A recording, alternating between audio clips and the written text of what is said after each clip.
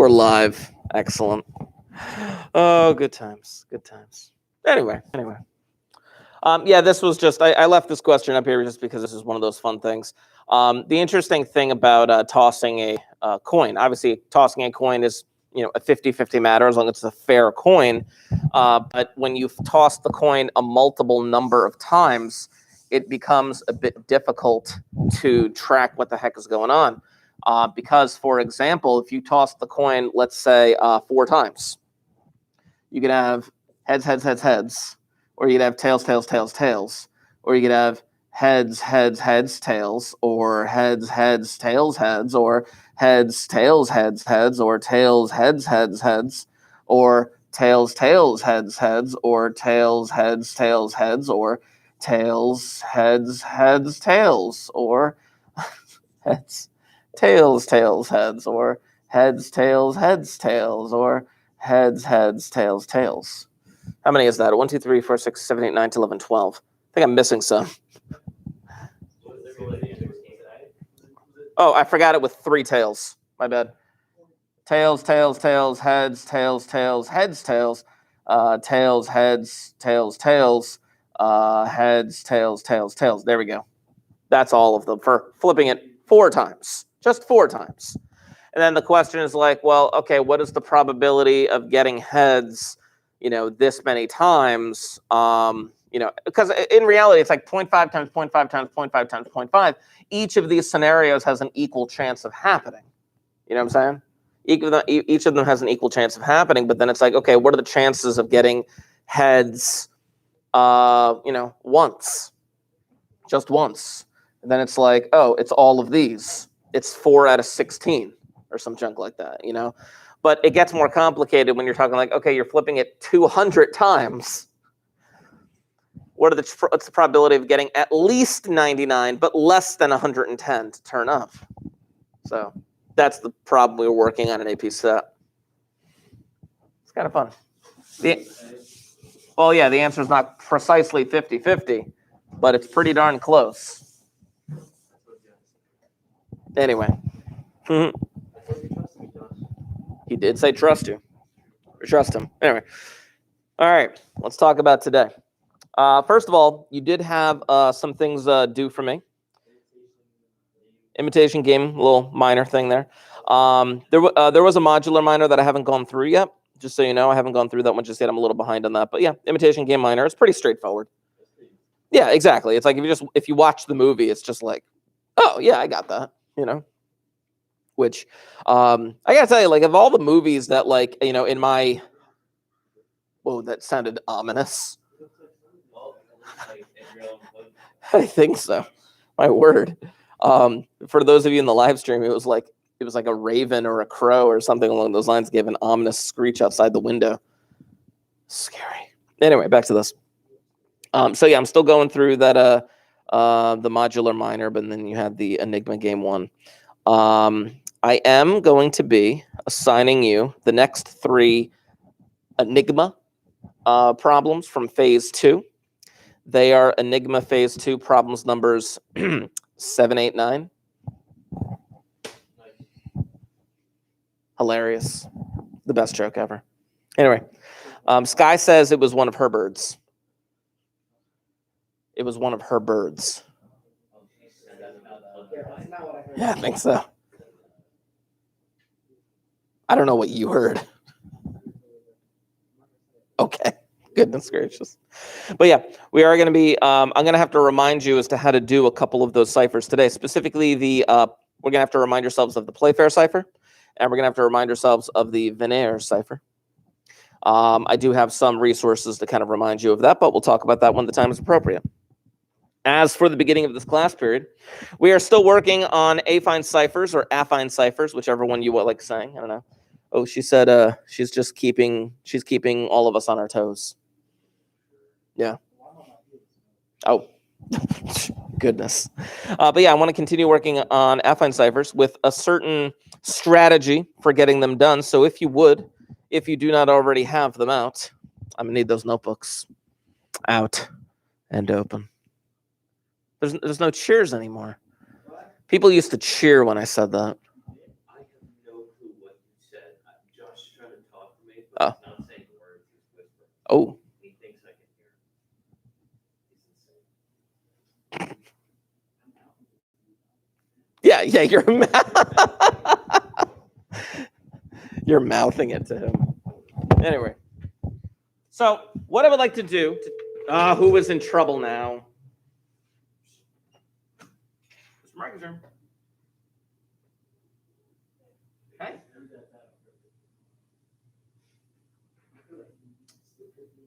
Say the last name again. Do you want Mackie? Do you want Mackie? I know. No. Did you dial me, but want Mr. Mackey? There you go. No worries. Bye bye. It's an understandable mistake. It happens at least twice a month. I've almost emailed you, Mr. Mackey. Yeah. 100 times. Well, I gotta say, like, that conversation was probably the worst because he's just like, "Hey, is so and so there?" And I'm like, "Say the last name again." And he's like, he says last name, and I'm like, "Do you want Mackie?" And he says, "No, I want the student." I'm like, no. Did you call me wanting Mr. Mackey? Goodness! Anyway, back to this. Just gotta yell at them next time. I do. Do you? Exactly. So, affine ciphers. Last time we deciphered something, and I had given you the 2-digit, well, not the 2-digit, but the 2-number ordered pair to get that thing done. Today, I would like to go over that cipher again, but without the 2-digit, or I keep saying 2-digit, without the 2-number ordered pair. So this is affine cipher strategy. So let's say that somebody sends you a ciphertext. Now, for the record, we already deciphered this last week. We know what the answer is, but that's not the point. VNY, DSLY, EV, VNY, OSLOAQ,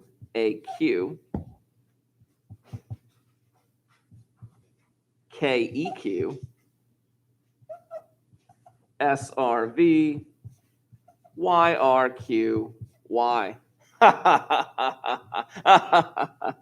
Anyway, it was a hilarious joke. You just have these memorized in your head. No, we did this last week. Yeah. Oh, someone get the door?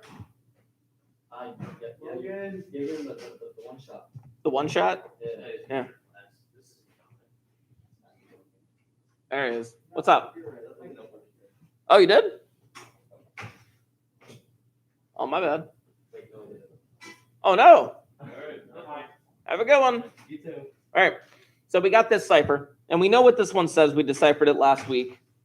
It was intense. Anyway, back to this.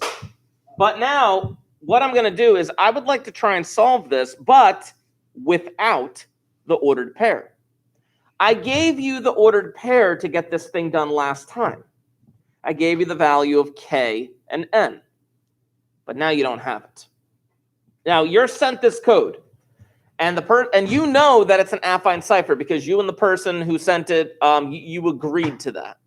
But you know it's an affine cipher, and you're like, well, how the heck am I supposed to get this thing done without that code? Well, there's a number of ways to kind of go through it, but let's try to do a little bit, tiny bit of frequency analysis. Who dare? Oh. Hey, now we got a complete class. Give him the one shot. Just give him the one shot. Oh. For those of you online, they're now giving Dom a standing ovation for showing up to class. Okay, it's just Josh. Oh.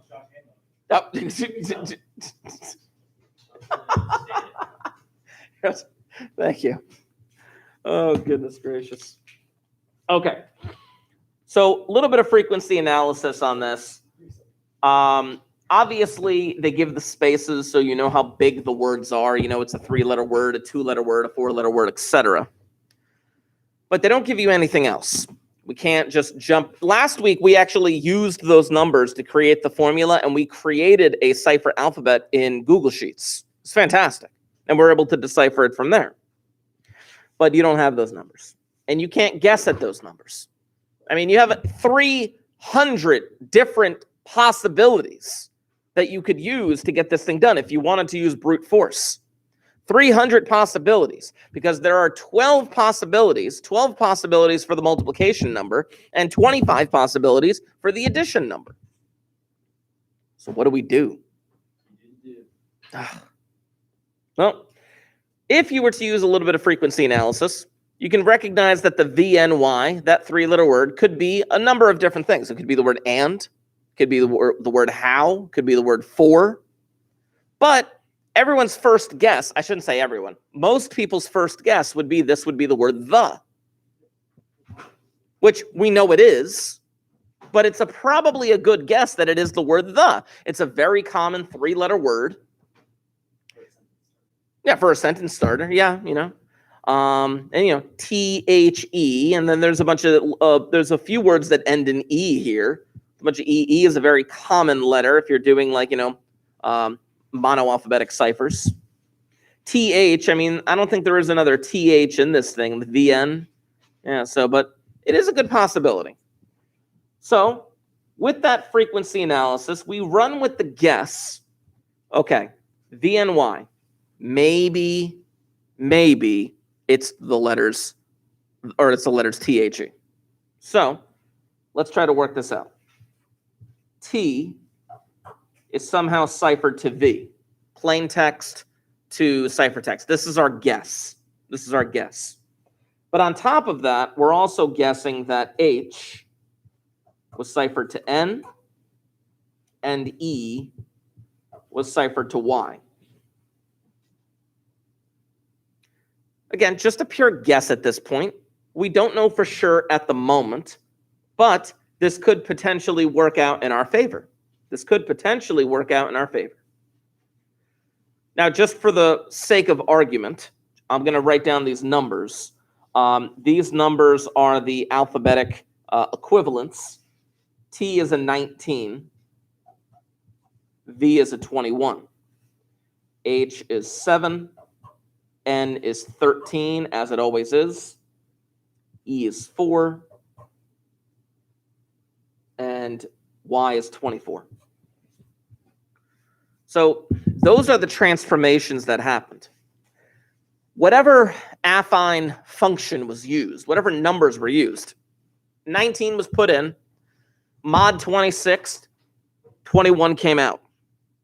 7 went in, 13 went out. 4 went in, 24 went out in order to do this cipher. Now, we don't know exactly what's going on with this, but we can make the following guess. 19K plus N equals 21 mod 26. Because we don't know what K is, but we do know that if we multiplied that 19 by the K, added the N, then did a little mod 26, it should result in a 21. Same thing with the 7. 7K plus N should give us 13 mod 26. And of course, 4K plus N should give us 24 mod 26. What we've actually kind of set up is a system of equations. Now, I don't know the last time you guys have had to deal with systems of equations. Like 2 months ago. Really? No problem. In Algebra 2? I think. Oh, Algebra 2. I don't even thought they covered it this year. I don't know. So what is this? Huh. I think we covered them at like the a system of equations is, well, in linear equations, I should say, is a bunch of straight lines that intersect. If you have two lines that intersect at a point, they share that point in common, and it is possible to try and solve for that point, that ordered pair, that x comma y. In our case, we're not looking for an x comma y. We're looking for a k comma n. That's what we're looking for. If we can figure out what those numbers are supposed to be, then we can go ahead and actually try and knock this thing out the way that it's supposed to. So let me go over here. And let me rewrite something so I can have it down here. Let's see. 19k plus n equals 21. 7k plus n equals 13. 4k plus n equals 24. Yes, they're all mod 26, though. Let's keep that in mind. They are all mod 26. So now something that we can potentially do is we can actually combine. We can combine a couple of these formulas. In fact, it might be helpful. Yeah, it might be helpful if we actually did combine a couple of these formulas because, interesting. Oh, yeah. If I were to take, let's say, the third equation here, this 4k plus n equals 24, 4k plus n equals 24. Oh, no. Let me start that over again. I wanted the 7k first. I apologize. 7k plus n equals 13. There we go. And I were to subtract, there we go, subtract that third equation. That's what I wanted to do. Now, if you remember anything about solving systems of linear equations, you did like substitution or elimination, I think you did. Some of those words kind of sound familiar from your history of math. Yeah, that's kind of what I'm doing right here. But what I'm really trying to do is I'm trying to eliminate one of those variables. And the easiest variable to eliminate was the n. I don't think that I could have multiplied by anything to eliminate one of the k's. But I get 3k equals negative 11. But keep in mind that I'm getting 3k equals negative 11 in what mathematical system? Mod 26. It's all mod 26. Which means I can alter that negative 11. I can alter that negative 11 because it is in the form of mod 26. Now, mind you, this is not the only way to kind of do these problems. It's definitely not the only way to do them. I'll show you an alternate way to kind of do it in a moment. But if I can alter that negative 11 mod 26, tell me, what is negative 11 plus 26? If I were to work on that mod system. 37.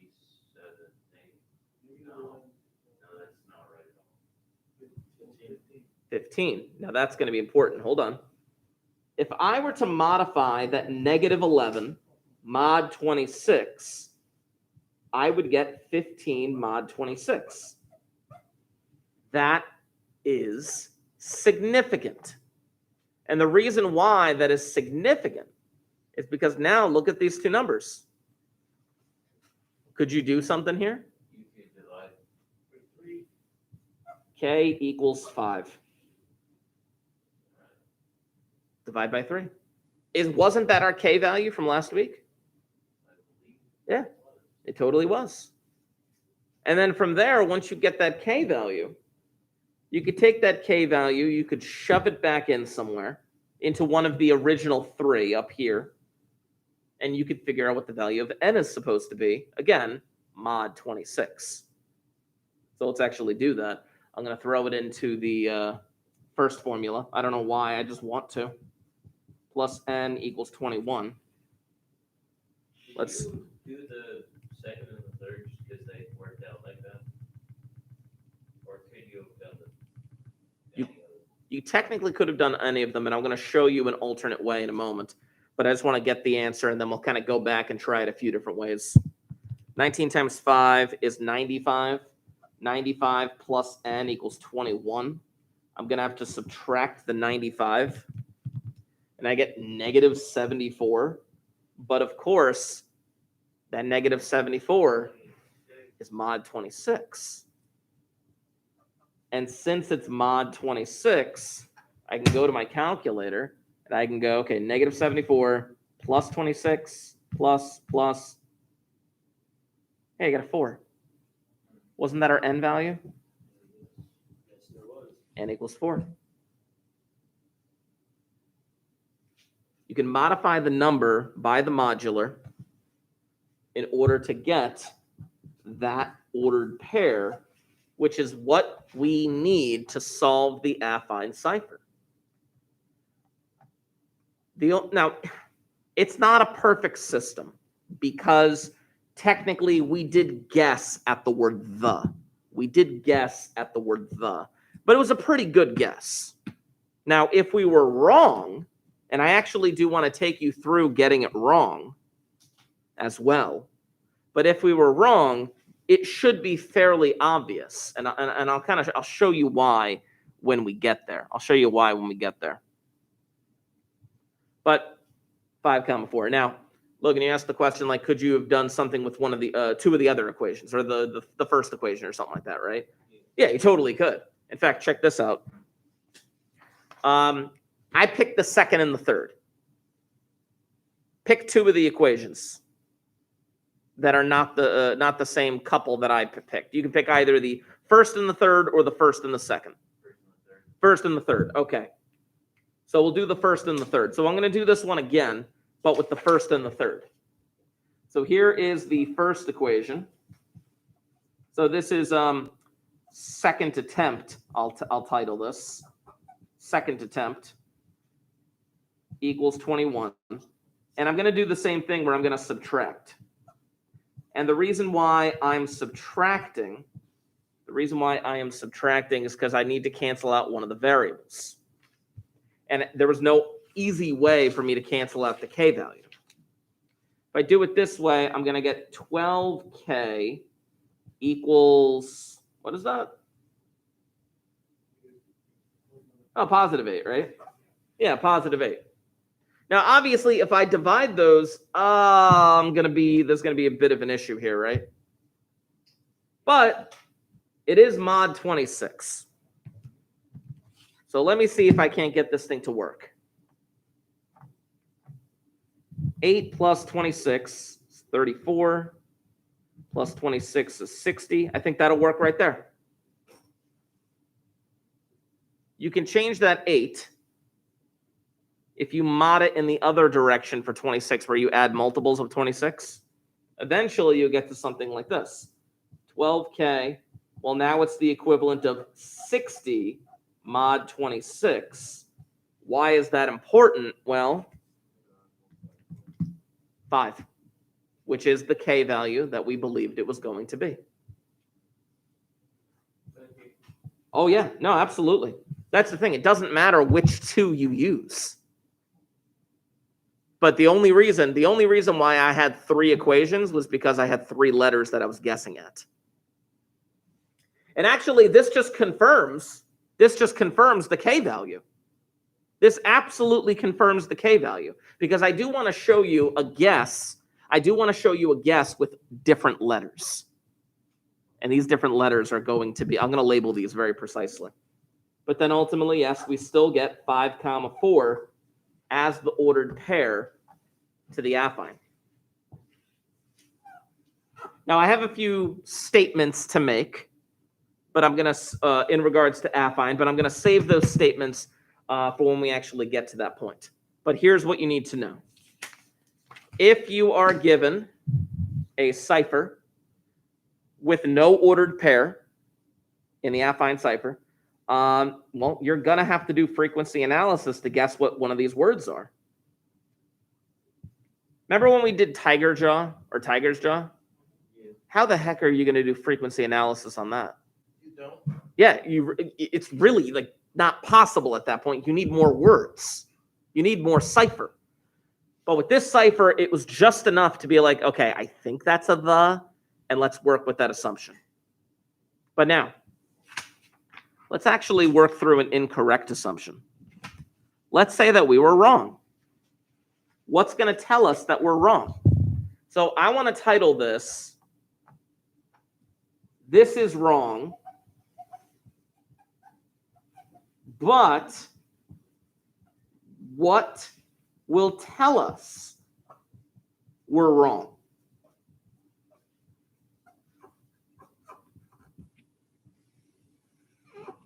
Now, what I'm about to do is wrong, but what will tell us we're wrong? Now, in the past, when you're deciphering stuff, it's fairly easy to tell if you're wrong. If you're getting nonsense letters or nonsense words, then clearly you're wrong, and you just, I did something wrong. I got to go back and fix it.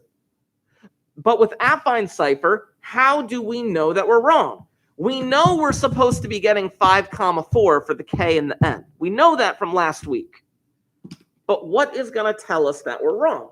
So let's just take another guess. Now, mind you, I want to emphasize what we're about to do is wrong. This is wrong. But let's guess. Let's just make a guess that we thought just for a moment that it was the word and. Now, is it possible for a letter to be ciphered to itself? Yeah. It is. We saw that in Tiger's Jaw, right? So this is possible. Who is in trouble now? Hold on. Mr. Marcus room. Hey. No.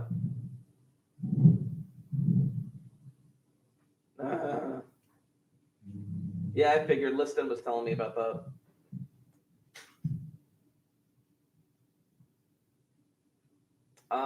Today I wouldn't be available until 4th period, but I kind of need that period to prep. Yeah. Tomorrow I do have a bit more time. Tomorrow I have a 2nd period. Okay. All right. No worries. All right. Bye-bye. That was Panula. Nice. Telling me he couldn't make it again today. 6. I couldn't tell. I'm always distraught. That's not good. No, it's not. Try not being. You should have just come at this point. I know. Anyway, let's just think that and was the word. We thought it was and. We're taking a shot in the dark. It's a very common 3-letter word. Let's just see what happens. So if we're doing that, then 0 went to 21. 13 went to 13. And what is the letter D? It's A, B, C, D. It's 3. 3 went to 24. Those are the 3 numbers for A and D. So we're like, okay, let's assume it's the word and. Let's see what these equations look like. It would be, okay, 0K plus 21 equals, I'm sorry, not plus 21. What am I talking about? Plus N equals 21. Of course, mod 26. Be 13K plus N equals 13. And it would be 3K plus N equals 24. Of course, all mod 26. Pick any 2 equations. 2 and 3. Sure. Now I'm going to do the same thing where I'm going to subtract them. Okay. I'm going to subtract equations 2 and 3. I'm going to take, 13K minus 3K. I'll do it like this. 13K plus N equals 13 minus 3K minus N minus 24. I'm going to get 10K equals, what is that, negative 9? Something like that. No, negative 11, right? Yes. Yeah, negative 11. Systems of equations. Who would have thought that that unusable thing you used in Algebra 2 would also help you crack codes?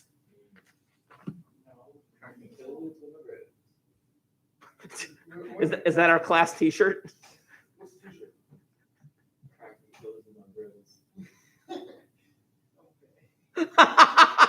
He heard the slogan. He's like, no thanks.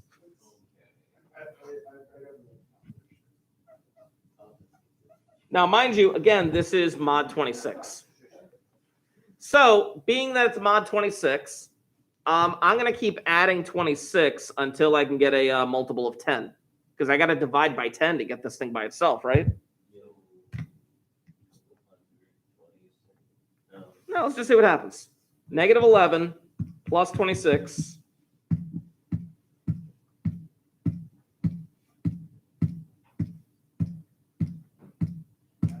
I assume you just don't ever. Do you see the patterns in the ones place? Yes. 9, 3, 1. Is it possible to do this and get it ending in a 0 so we can divide by 10? Yeah. Interesting. Now, remember the question that I put at the top right here. This is wrong, but what will tell us we're wrong? Now, this is one way of doing it. This is one way of doing it. Now, you arbitrarily picked equations 2 and 3. Now, at this point, I'm just going to put not possible. Okay, I'm going to put not possible right there. But pick two other equations. 1 and 3. Okay. So we'll do the same thing. We'll do the same thing. But I'm going to take equation 3 and equation 1. I'm going to subtract it. And we are going to get 3k equals 3. Oh, this could work. Couldn't this work? Yeah, this could totally work. This could totally work. We get k is equal to 1. Right? This could totally work. We could totally do this. This is awesome. Well, let's just see what happens. I don't know. So we throw this thing back in there. We throw this thing back in there in order to get the n value. In order to get the n value, and we get n equal to 21. So we get a 1, 21. Here's the problem, though. Any two equations you pick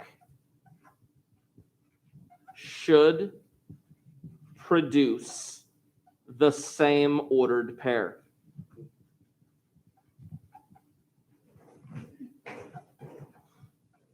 I gotta throw this marker in a minute. Any two equations that you pick should produce the same ordered pair. We got an ordered pair right here. We totally did. We got 1, 21. But the other one was not solvable. You're not always going to get a not solvable one. That's not always going to be the case. But in this case, it just so happened. What really should happen is maybe the first couple of equations you picked produced an ordered pair, but then the second two equations that you picked produced a different ordered pair. That's another way of putting it. It should produce the same ordered pair. That's another way of telling that you are correct. Let's actually do it with the third set of equations. So we did equations 2 and 3, and then you picked equations 1 and 3. What's the only pair we haven't done yet? 2 and 1. Let's do it. Let's see what happens. Let's do it. I'm going to get a new marker for this one.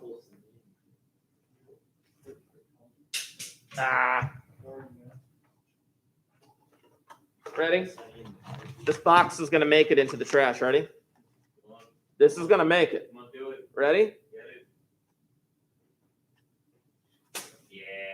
Yo, he got me really good. I didn't even know there's a trash can there. So you did say the trash, and you said which one. Exactly. I didn't see that there. So But when you heard it, you're like, ah! Trash can next to him? Okay. So we didn't pick equations. I'm sorry, 1 and 2, you said? Okay, so it was, I'll do 13k plus n equals 13, and I'll subtract 0k, subtract n, and subtract 21. We're going to get 13k equals Someone help me out there. -8. Right? But of course, that's mod 26. So we have to go about checking that. Now, to determine whether or not something's divisible by 13, we're going to have to, I mean, it was easy when it was 10, right? It's like it has to end in a 0. But for dividing by 13, that gets a little bit more dicey. Let's just see what happens here. Let me zoom in a bit. So -8 plus 26. Definitely not divisible by 13. Nope. Can I divide that by 13? No. Did I divide that by 13? Oh, definitely not. 96 plus 26 divided by 13? Nope. 122. Well, let me check the multiples of 13 real quick. 13 plus 13, 13. Here are the multiples of 13. It's getting a little dicier and dicier to kind of do this thing out, right? How does one go about doing this? Well, we already know it's not going to work, but let's just see. Oh, I got it. Ready? Check this out. Check this out. This is going to mess with your heads. 13x divided by 26. We're going to do multiples of 13 divided by 26. And we're going to go to our table of values here. Oh. Yeah. Now, obviously, if you... Oh, no, it wasn't 13. I'm sorry. I know what we had to do. It was like -8 plus 26x divided by 26. There it is. That's what we're doing? Apparently. I know. Oh, snap. Do you see what's happening? It don't work. But do you see why? Do you know how we can tell? Not the whole number. Check this out. So 18 divided by 26 produces that decimal, right? Yeah. Oh, watch this. Look at the decimal after the whole number. Yeah, hold on. So hold on. 18 plus 26 times 2 divided by 26. Look at that decimal. And then that decimal. And then that decimal. And then that decimal. Every time we try it, look at the decimal. It's the same. So do you think it's ever possible that we're going to get a whole number? No. Nope. Which means this is also not possible. Any two equations you pick should produce the same ordered pair. That's the statement I'm going to make. Any two equations you pick should produce the same ordered pair. So, conclusion, the word and is wrong. It's not the word and. You just have to pick another word now. So, what to do? Question mark. Pick a new three-letter word, which we already know what it is. We know it's the word the. And that should work. Ah, it's wonderful. Absolutely wonderful. Let me try another one here. I have one that I'm going to throw at you, but I got to change my screen over. There is 1,065 three-letter words. So if you're just... That's true, but type in the most common. It's going to take a while. Ask Google what are the most common three-letter words. I assume it's the and for. Well, look it up. See what happens. I know the and should work as three-letter words. Three-letter words, not single letters. The and for are, but not you, all, any, and, add. Pronouns. Hmm.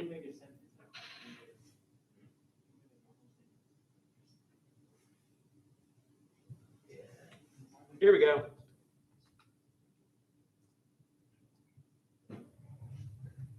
Here is a good one for you. So, you just talked about the most common three-letter words. It's likely, looking at this one, let me make sure this is actually viewable in the chat. I might have to scroll up the screen a little bit. Oh, they could totally see that, yeah. It is likely that HXO represents the letters THE.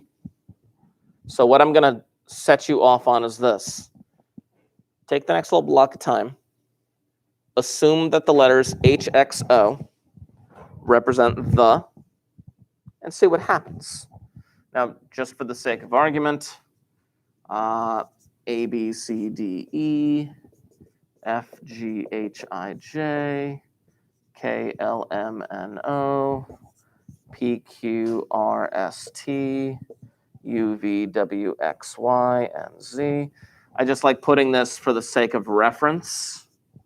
It doesn't take that long to write out, but when you need to know what the letters are, it is helpful to not have to think too hard about it. We're solving this on our own. Yes. Spoiler, I don't know what it says. Yeah.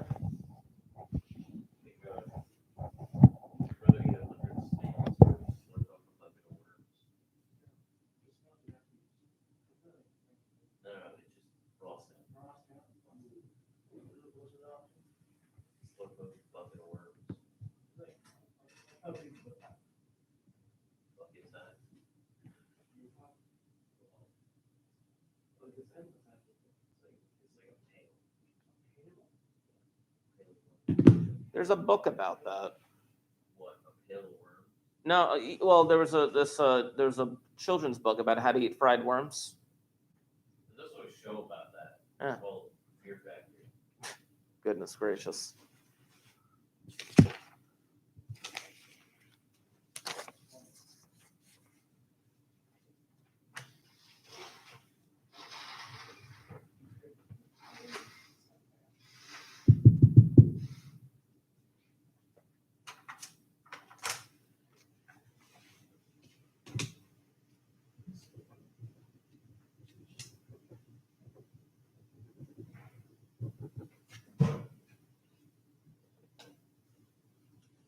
Apparently, he couldn't come watch the class on Thursday because there was a fight or something that he had to take care of. Whatever. On Thursday? Yeah,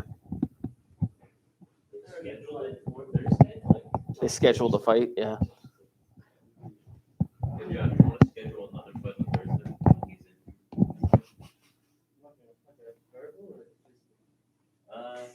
You choose. Just like, I'm gonna use my words this time. Rebels left, there's a good make it. Well, I don't think we'll get the class call up if we do only. That's true. Also, you won't be here on Thursday. We'll come in and do it anyway. Exactly. Josh, that's fine. We just want that starting out. Josh, I don't like you. You smell.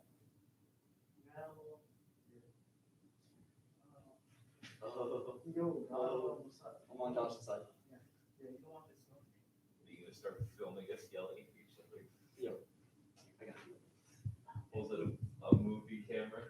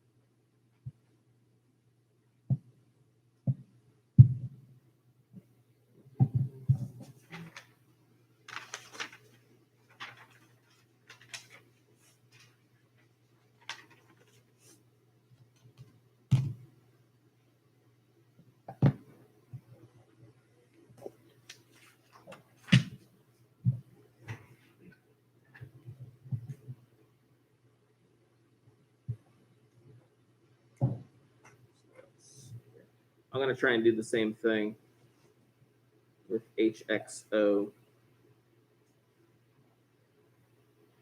and THE. think it's the word the.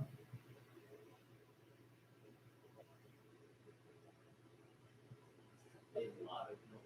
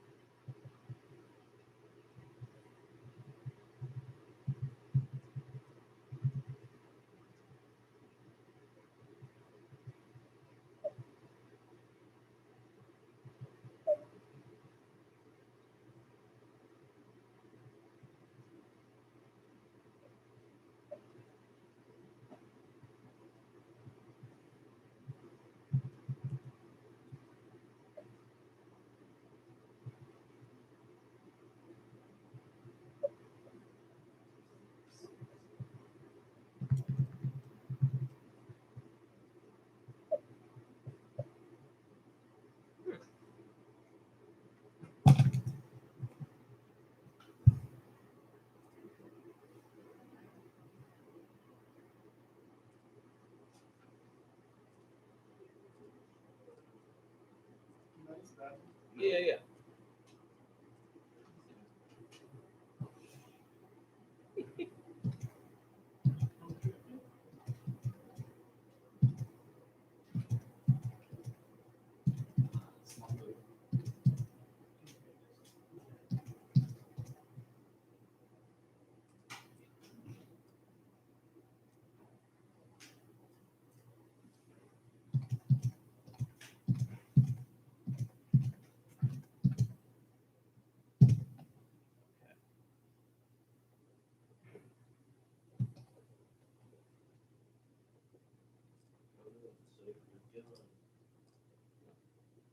I'm setting up an Excel spreadsheet. I want to see if this works.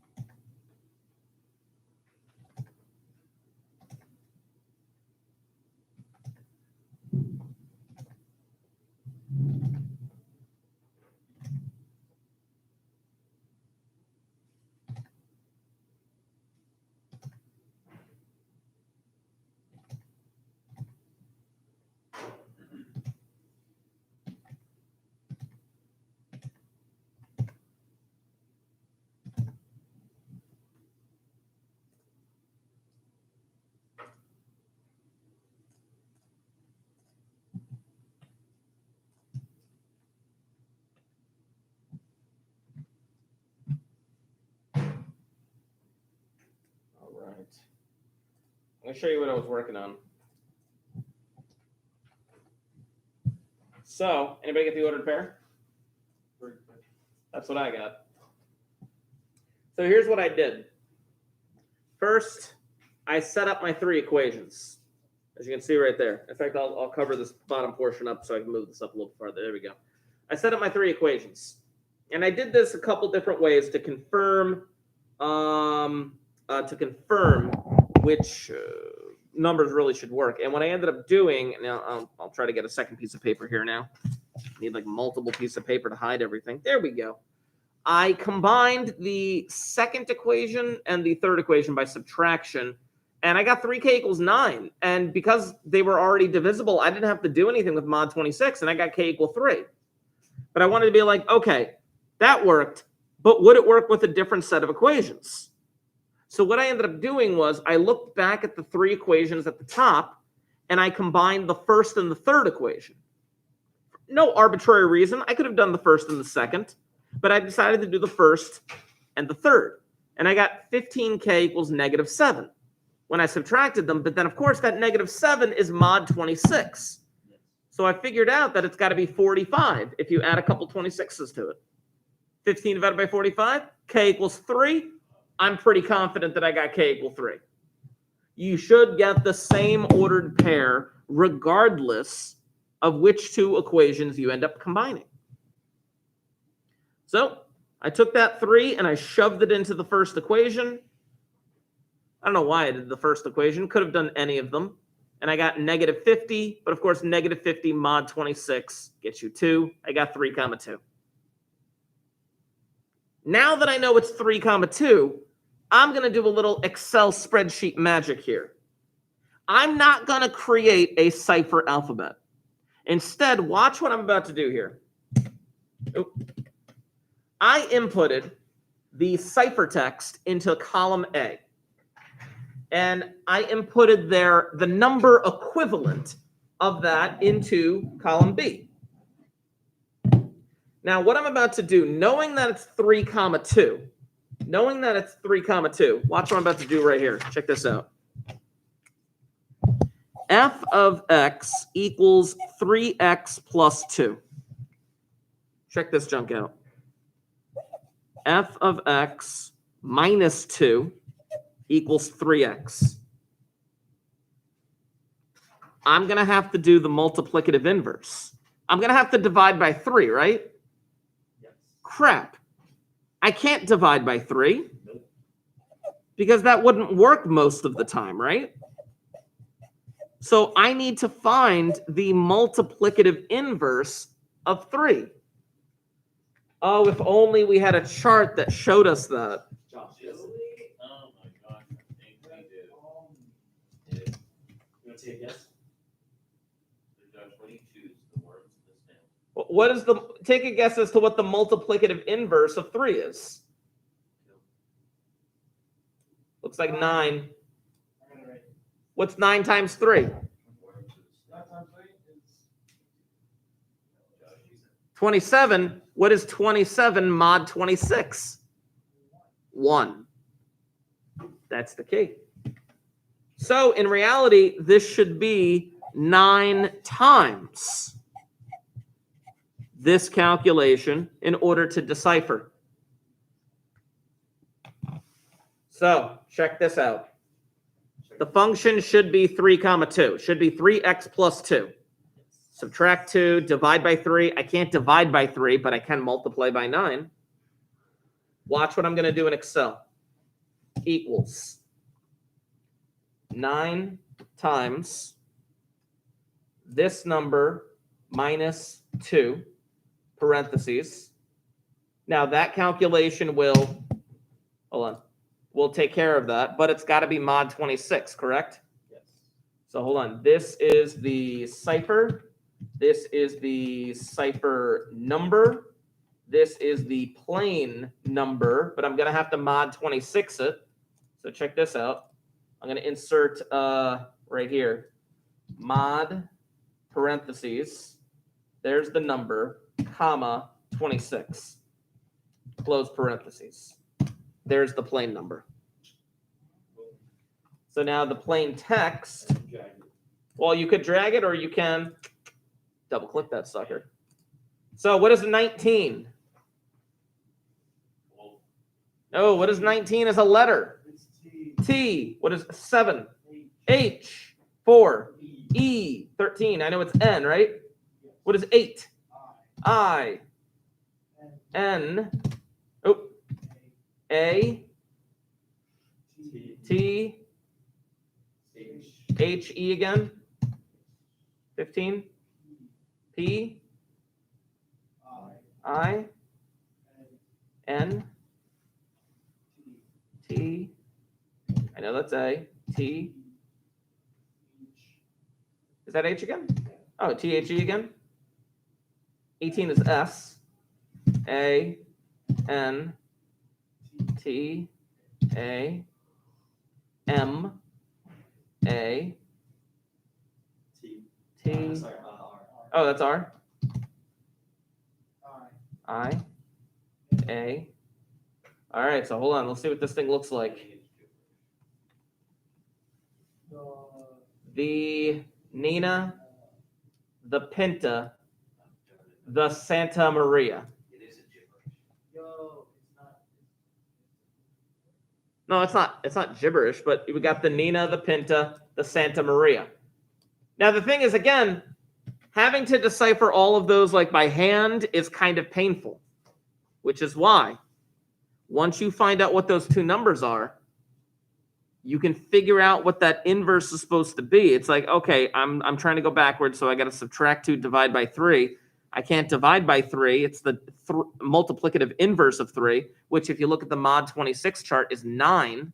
And then if you program that incorrectly, hold on. Sue Rogers, if you're in the building, please call the main office. Sue Rogers, main office. If you program that incorrectly into Excel, it could knock out the whole thing for you. Wonderful.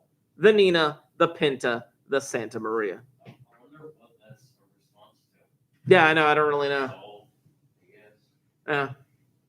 Yeah. You know, it's interesting. You know what Christopher Columbus's name is in Spanish? Cristobal Colon.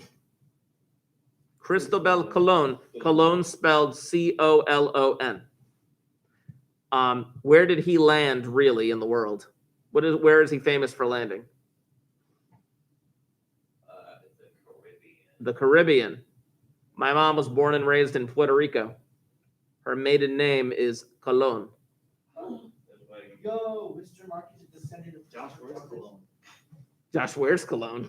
Mr. Markey is Christopher Columbus reincarnated to conquer the new continent. That is the only logical conclusion. The revived continent of Yeah. New Zealand. Yeah.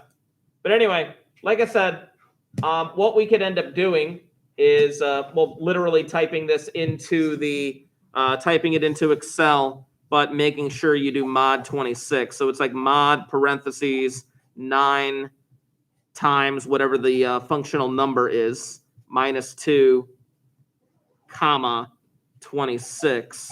And that'll work in Excel. It'll also work in Google Sheets. It's kind of nice. Okay. So here's what we're gonna do. First, I will at some point have to assess you guys on affine ciphers. Today is obviously not that day, but I will be assessing you guys soon on it.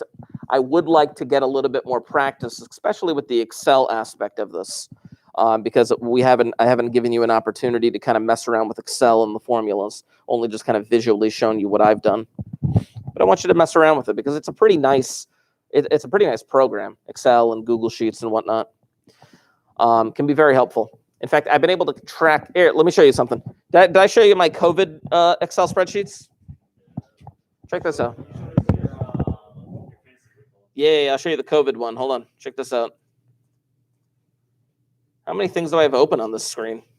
Probably 15 because you're a teacher and you have an unlimited amount of tabs open at all. Maybe. So I've been tracking COVID stats going back to August of last year. Now, these COVID stats are specifically for the central east region of New Jersey. Okay? It's the that's not us. So it has 3 categories. It has case rate, which is number of positive cases per, I think, like 1,000 people.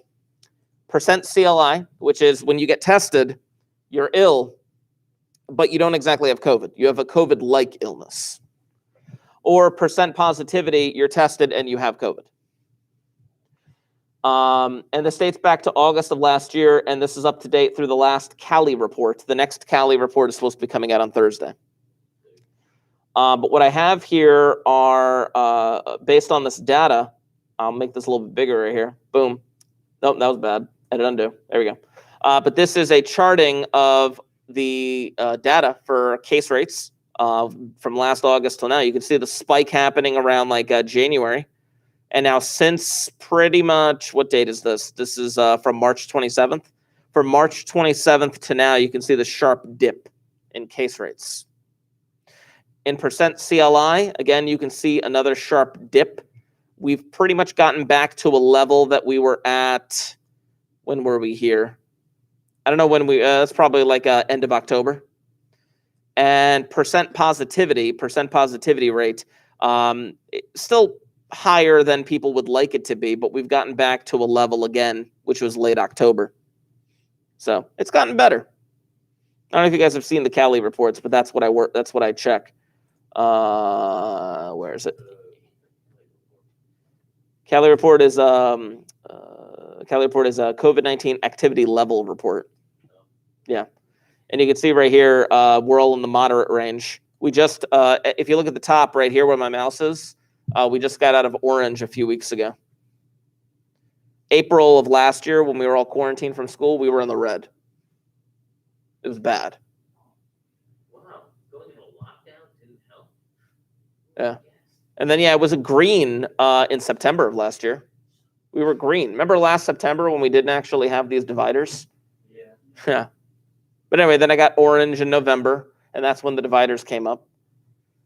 And that's when we switched our system up a bit. And then, yeah, it's been like that ever since. So our group, because their cases good enough? I don't know. Yeah, I bet. Well, I'm talking about the central east part of New Jersey. Anyway, so here's what I want to do. On this page right here, I believe it is. Yep, there it is.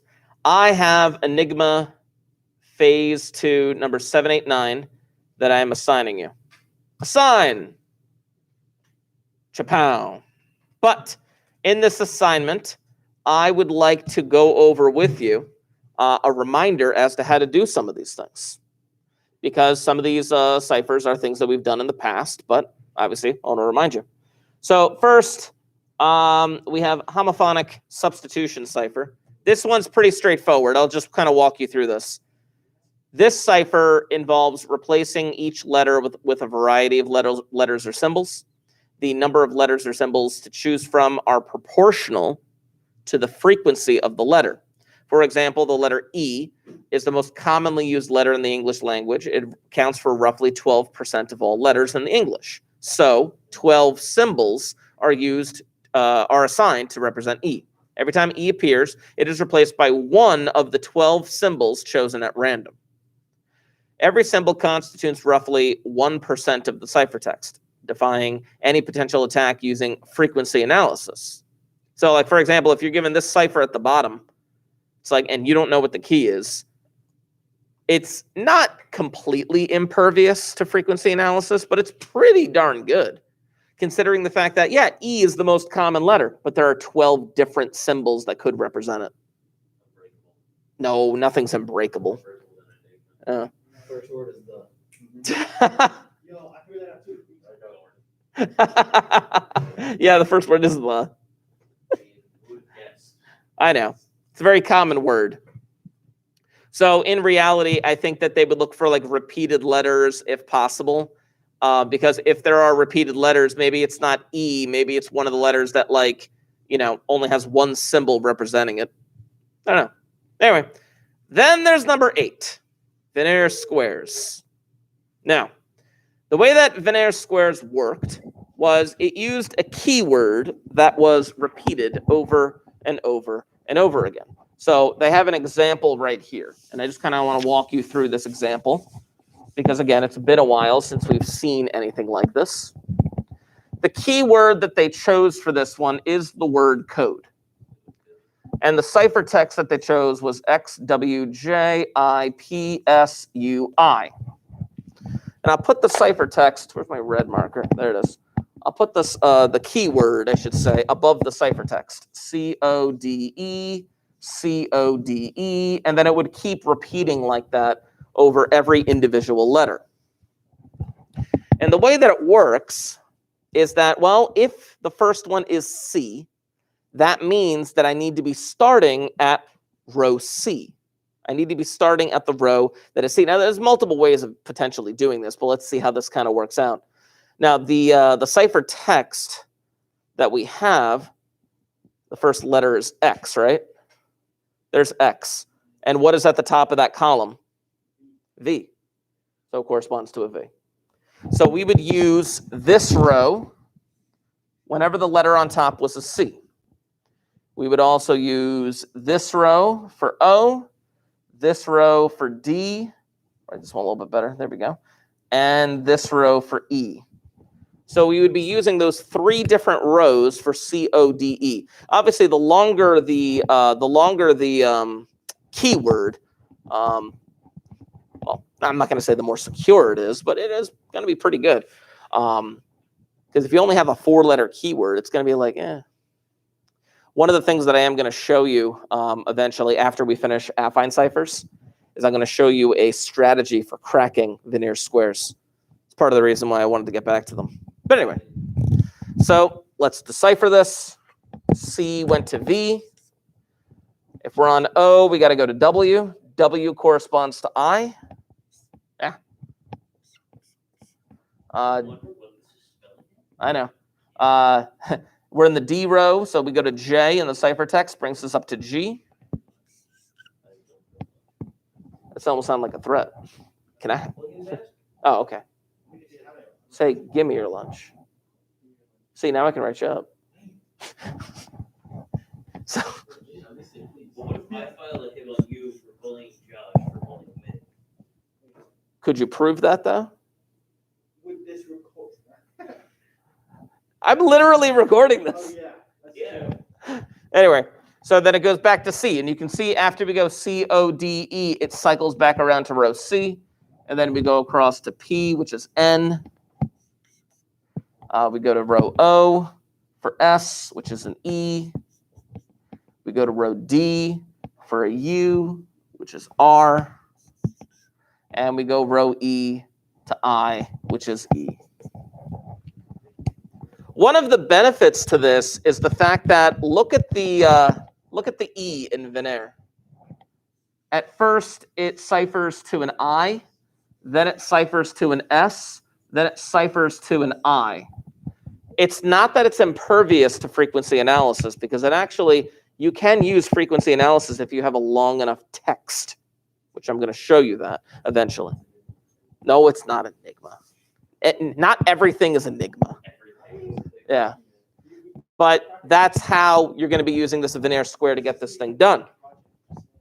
So at the bottom of this page, it says to decipher the ciphertext using below using the word chocolate as the keyword.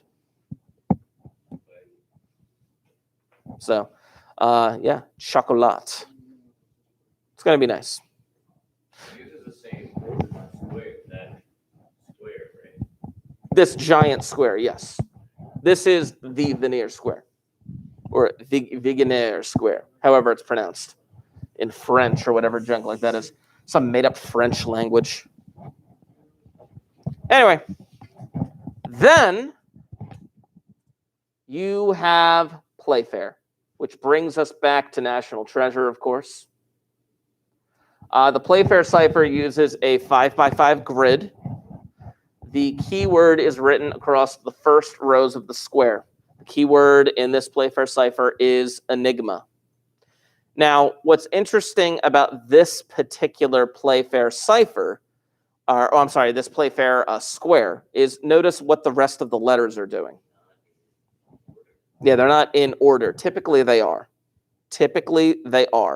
There's something else you should notice about this in this particular Playfair square. I want to see if anyone can pick it out. No, the letters are not repeating. There are? Oh, snap. Then there's something else then. Don't I and J typically occupy the same square? Yo, what? Yeah, they do. So what's missing? No X. There's no X. There's a lot of Oh, yeah. There's a Z. Yeah. So this particular square is not really fantastic. It's not a Playfair, so I don't see no F on Yeah. there. But this is the particular square that this person chose to use, just for the sake of argument. Now, to decipher the Playfair, the rules are pretty much the same. To decipher the Playfair cipher, you must consider where the pairs of letters are in the grid. The letter pairs will fall into one of 3 categories. They're either in the same row, they're in the same column, or they are neither. If they're in the same row, then they are replaced to the letters immediately to the left of each one. So PC becomes RU, for example. So where's PC in here?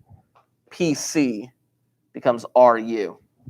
I'm assuming that's when you're deciphering, right? Yeah, deciphering, you go left and up. When you're enciphering, you go down and right. I really hope these rules are the same because that's the way that it's supposed to be. If both letters are in the same column, then they're replaced by the letter immediately above it. BR becomes GV. Going up. It's going up again. I'm going to confirm this in a moment, looking back at my Playfair information. And then if they're neither, then I remember you draw the square around it. If the letters are neither in the same row or the same column, the rule differs. To decipher the first letter, you look along its row until you reach the column containing the second letter. I'll show you how to do that. We'll do the first couple letters here. So it says, decipher the ciphertext using the golden rules. Why is there a second page on here? It's blank? It better be. Yeah. So MNPG. So let's do that together. MNPG. Because so far, I don't like this enigma square. MNPG. So hold on. MNPG. So MN, if you are deciphering, according to what I taught you, you should go back to here, right?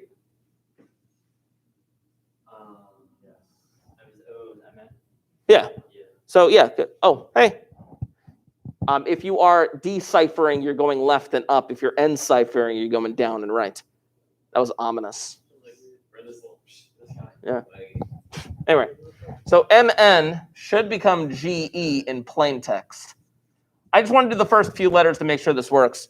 PG, where's PG? Are they in the same row or column? No, they're not. What does that mean?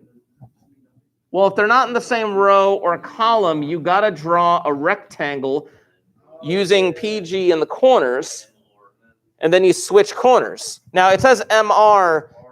It should be RM because the P switches with the R and the G switches with the M. I'm pretty sure we're on the right track because the first word is germ. Probably German, maybe germ warfare. I don't know. Probably German. I don't know. But since I feel pretty confident on the rules that I taught you, we're going to go with that. So now, again, this Playfair cipher, this square is not that great because, yes, the keyword is enigma, but why are the rest of the letters in random order? It shouldn't be that way. Why are there two Ds? I don't like it. Yeah, once you crack enigma, you'll have everything figured out. But this is the way that this thing kind of goes. Since we got germ, and it could be German, it could be germ warfare, it could be anything like that, I'm pretty sure we're good. The rules basically come down to this. If they appear in the same row, the letters, if you are deciphering, you got to go to the left. If you are enciphering, you got to go to the right. Deciphering would be left and up. Enciphering would be right and down. And don't forget the order of the letters, too. For example, go back to MN. Go back to MN. If you do M and N, yes, they're in the same row, so you got to go left. But do you put EG or do you put GE?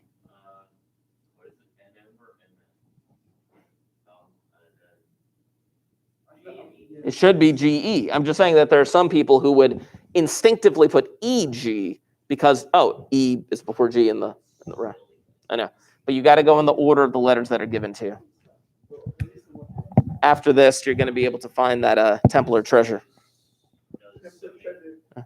So, but anyway, I just wanted to remind you how to do those things, those three, technically those two, the Veneer square and the Playfair cipher, and kind of give you a preview as to what we're going to be doing. Because Veneer squares, I'm very excited to actually try and crack Veneer squares. They can be. Veneer squares are Kind of frustrating. they seem kind of easy though. Yeah, but they can be frustrating, especially if you don't know what the keyword is. Yeah, that seems Yeah. a bit difficult.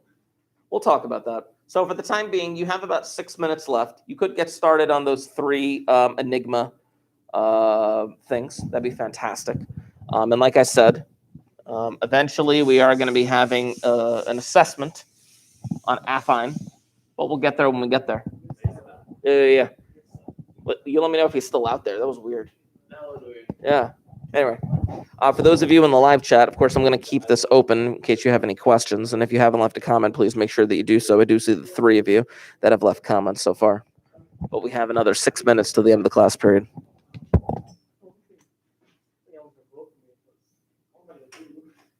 Well, fundraising would be nice. Well, you tell the teacher, say, hey, I want to do fundraising. They're like, all right, what do you want to do? I want to do candy, and then, or I want to sell pizza. And then they're like, all right, so, oh, yeah, you got to sell like candy. Oh, gosh, we need a fundraise because we haven't fundraised at all. Yeah. Well, I mean, senior problem is also. Yeah. I mean, Well, I mean, my sisters were like, we need to fundraise a lot. Yeah. So, like cheap. 35, 40 bucks. You can find a piece like rock, you No. know, you can do yours, you know. He actually is. I thought he was only the DJ for June. It wasn't video. Just some great go. What, senior prom, we did the. If we get Mark Ford or Aiden Reiser again, then we're not gonna be able to, everything we do is gonna be free. Did you know that like when you get Yeah, because Aiden stuck it out like a lot. Yeah.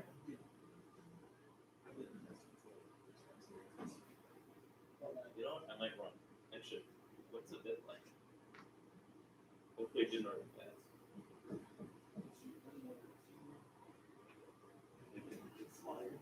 Did she just do it? Yeah.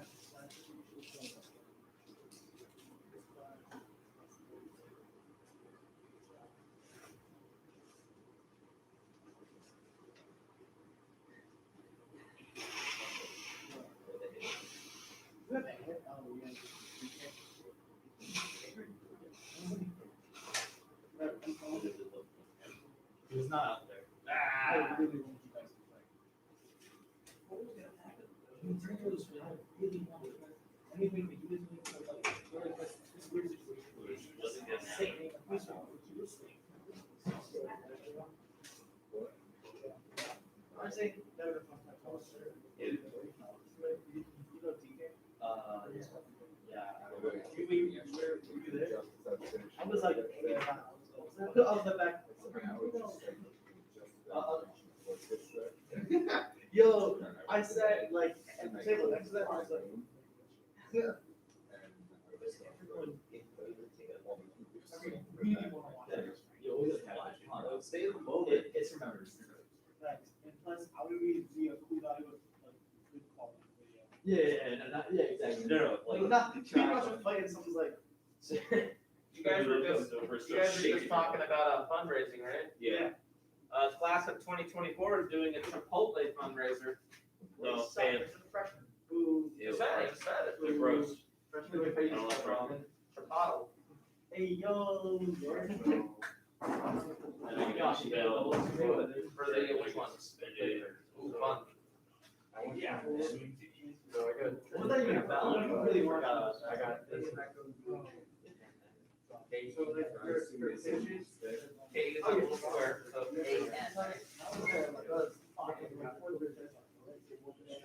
yeah, so it should be AN.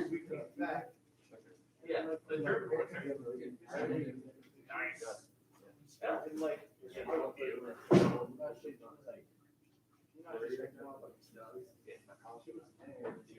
You know, there's a story about them they broke one of the codes and they knew where one of the urgent ships was going to be, and they actually utilized the code and sunk the ship.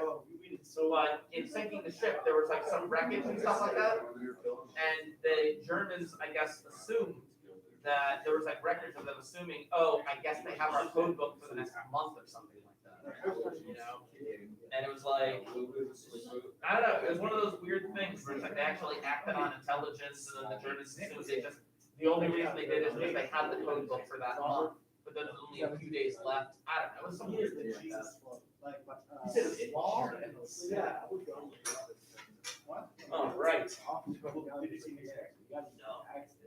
I know it's on, it matches. Logo.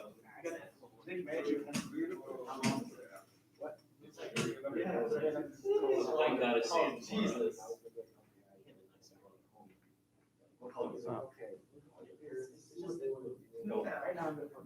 All right, I'm going to sign off in the live chat.